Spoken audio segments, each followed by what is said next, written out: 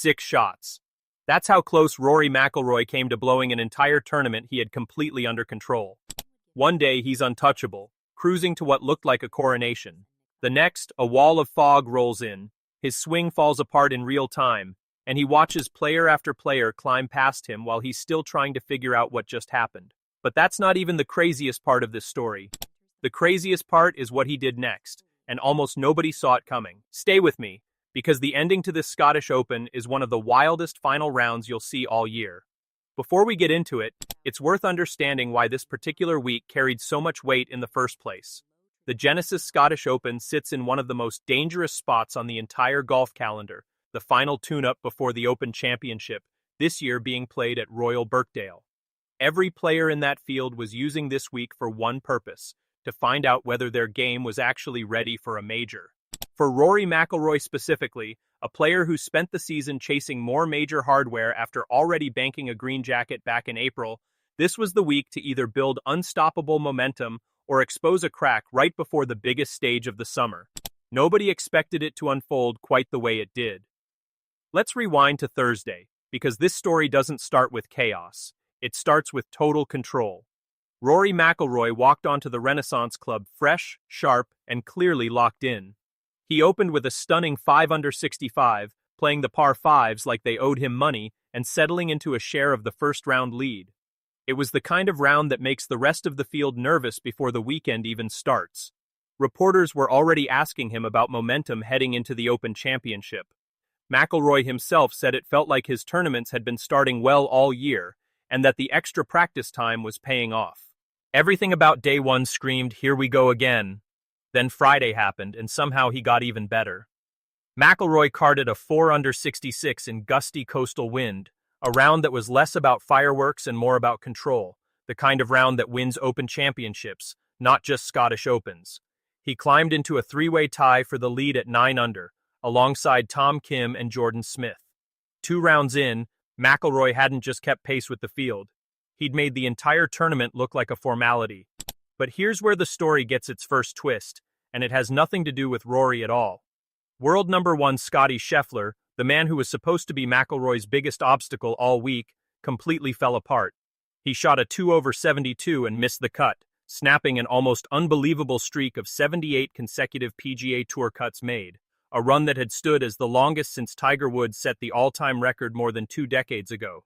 Scheffler wasn't alone either.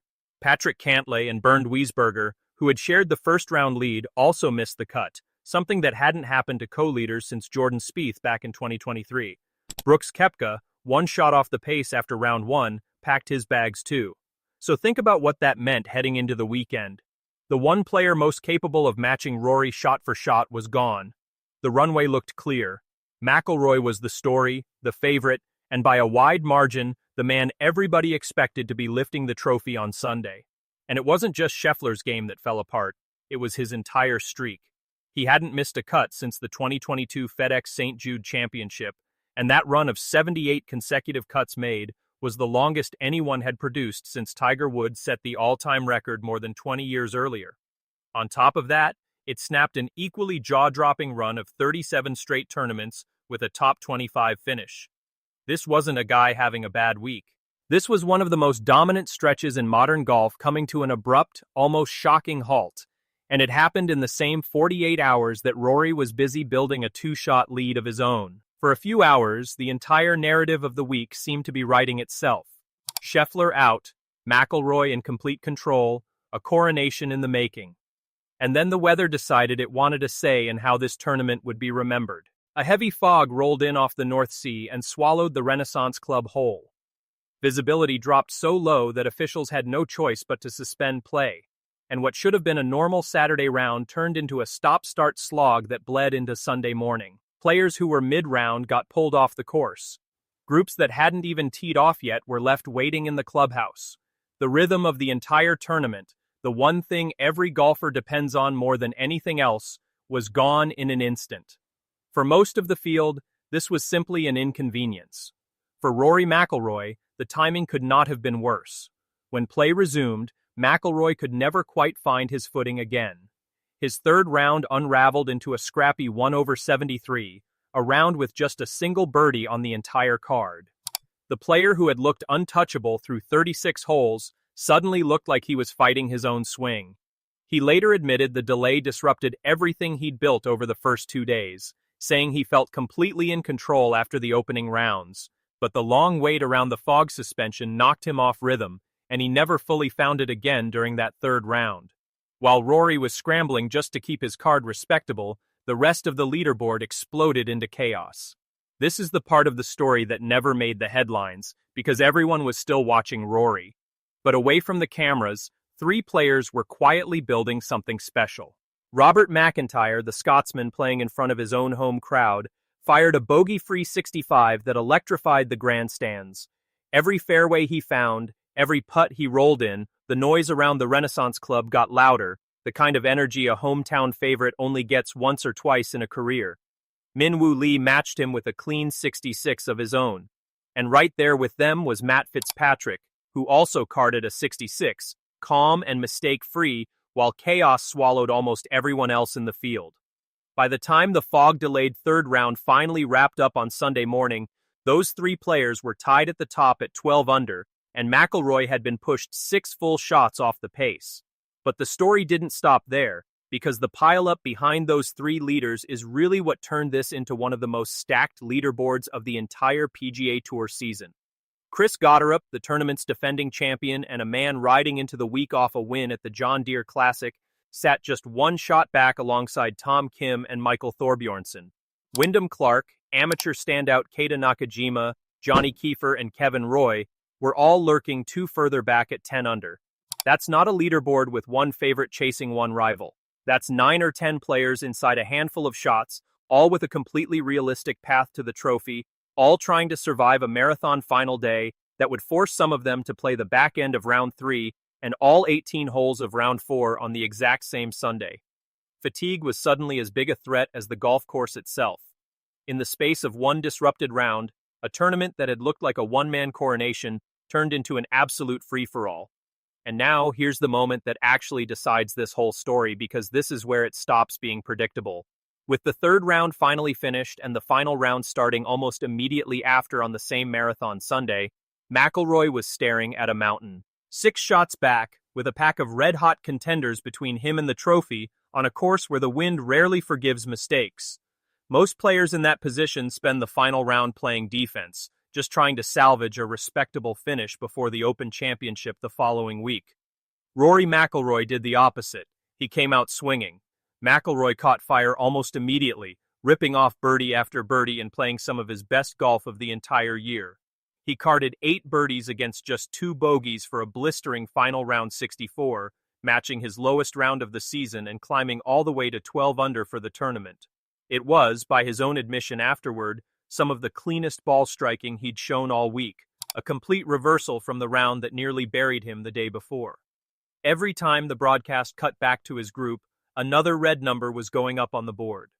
For a stretch of holes, it genuinely looked like the fairy tale comeback was happening in real time, the kind of Sunday charge that gets replayed for years. Here's the twist nobody saw coming, though. While Rory was making his charge, one man was quietly making sure it wouldn't be enough. Tom Kim, who had stayed in touch with the lead all week without ever grabbing the spotlight, chose the final round to make his move. Kim closed with a scorching 6 under 64 of his own, matching McIlroy shot for shot down the stretch, and posted a winning total of 17 under 263 to capture his first PGA Tour title. It was the kind of front-running, ice-cold performance that doesn't leave room for anyone chasing him to close the gap, no matter how well they're playing. Right behind him, Min Woo Lee had a putt on the final green that would have forced a playoff, an eagle try on the closing par 4, but the ball slid past the edge of the cup and he finished runner-up by 2 shots. Matt Fitzpatrick, Johnny Kiefer, Robert McIntyre, and amateur star Keita Nakajima all finished tied for third at 13 under, a group finish that shows just how brutally competitive that back 9 became once the leaders started trading blows. So where did that leave Rory McIlroy? After one of the best final rounds of his year, after clawing back 6 shots with 8 birdies, he still finished well outside the winner's circle, a full 5 shots behind Kim, and a step behind a leaderboard that simply refused to slow down for him. It's the kind of finish that's almost harder to process than a total collapse would have been, because the golf itself was genuinely brilliant. It just wasn't enough on a week where an entire chasing pack decided to peak at exactly the same time he did. That's the real twist buried underneath the clickbait headlines this week. Rory McIlroy didn't lose at all. He played some of the best golf of his season under real pressure, and it still wasn't quite enough, because for once, he wasn't the only one playing great golf. Let's be honest about what this means heading into next week, because that's really the question everyone's asking now. The Open Championship begins in just a few days at Royal Birkdale, and every player who came through Scotland is trying to walk into that tournament with confidence. For McIlroy, this week is a strange mixed bag.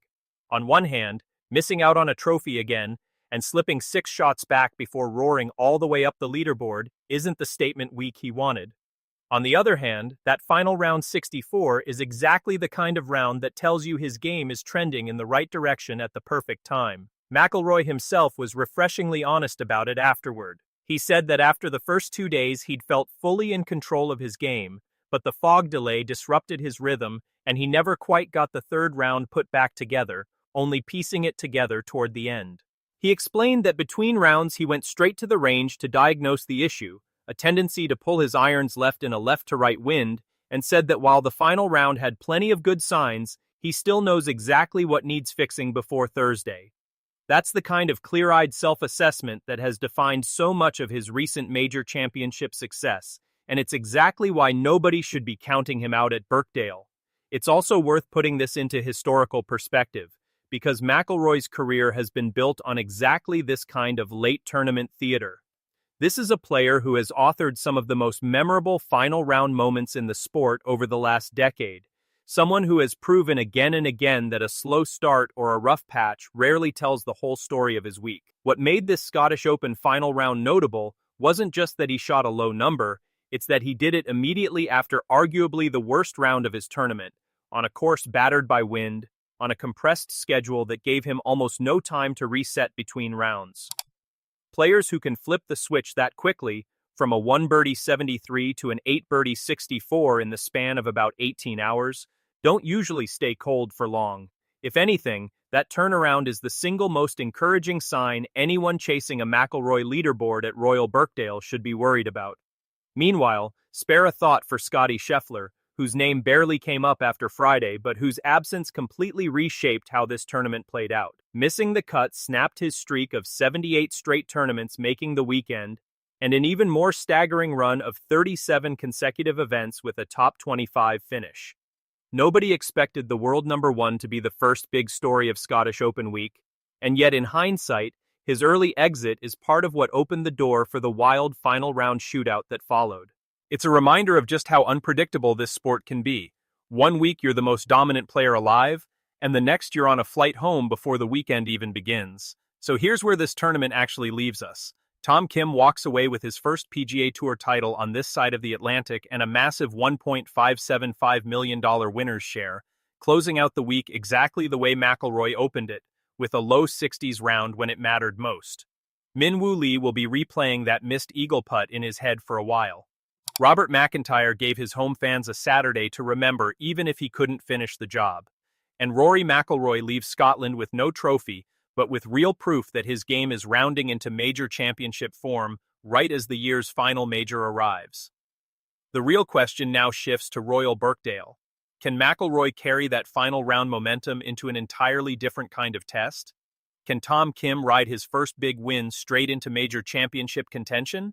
And after watching Scheffler stumble for the first time in years, does the rest of the field suddenly believe the door is open wider than it's been in a long time? What do you think? Was this Rory McIlroy's best possible warm-up for the Open, or a missed opportunity he'll regret? Drop your prediction for Royal Birkdale in the comments below. And if you want the full breakdown the moment the Open Championship tees off, make sure you're subscribed with notifications on because this story is far from over. Thanks for watching, and we'll see you in the next one.